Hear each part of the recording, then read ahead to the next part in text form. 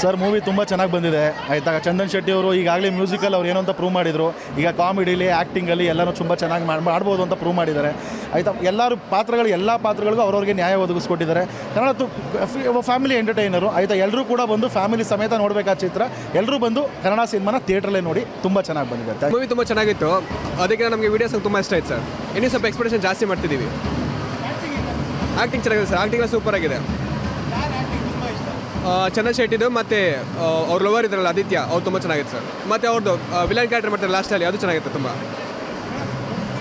ತುಂಬ ಚೆನ್ನಾಗಿದೆ sir. Message ತುಂಬ ಚೆನ್ನಾಗಿದೆ.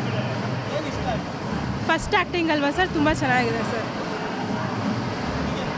ಇಷ್ಟ ಆಯಿತು ಮೂವಿ, ಸಕ್ಕತ್ತಾಯಿತು, ಚೆನ್ನಾಗಿತ್ತು. ಚಂದನ್ ಶೆಟ್ಟಿ ಆ್ಯಕ್ಟ್ ಮಾಡಿದ್ದು ಮತ್ತು ಲಾಸ್ಟಲ್ಲಿ ಒಂದು ಟ್ವಿಸ್ಟ್ ಕೊಟ್ಟರು, ಅದೆಲ್ಲ ಸಕ್ಕತ್ತಾಯಿತು.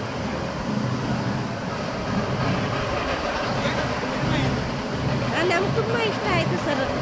ಹೀರೋ ಥರ ಆ್ಯಕ್ಟನ್ ಮಾಡಿದ್ದಾರೆ, ಅವರು ತುಂಬ ಇಷ್ಟ.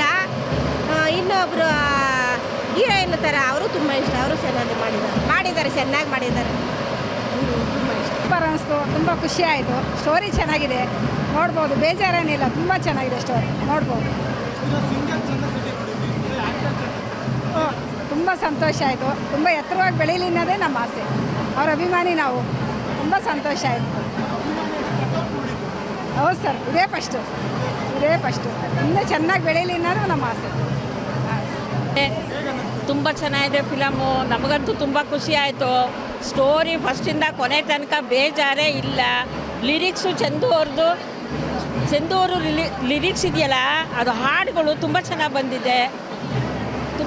ಬಂದಿದೆ. ಆಮೇಲೆ ಅವ್ರದ್ದು ಅವ್ರ ಆ್ಯಕ್ಟಿಂಗ್ ಇದೆಯಲ್ಲ, ಮೊದಲನೇ ಫಿಲಮ್ ಆ್ಯಕ್ಟಿಂಗು ಎಲ್ಲೂ ಫೇಲ್ ಇಲ್ಲ. ತುಂಬ ಚೆನ್ನಾಗಿದೆ ಆ್ಯಕ್ಟಿಂಗು. ಸ್ಟೋರಿ ಸೆಕೆಂಡ್ ಹಾಫ್ ಇದೆಯಲ್ಲ, ಚೆನ್ನಾಗಿ ಹೇಳ್ಕೊಂಡು ಹೋಗಿದ್ದಾರೆ.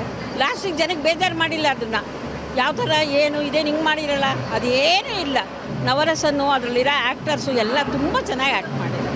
ತುಂಬ ಚೆನ್ನಾಗಿ ಜನ ನೋಡಬೇಕು, ಬಂದು ನೋಡಬೇಕು. ತುಂಬ ಚೆನ್ನಾಗಿದೆ. ಖಂಡಿತವಾಗ್ಲೂ ಚೆನ್ನಾಗಿದೆ.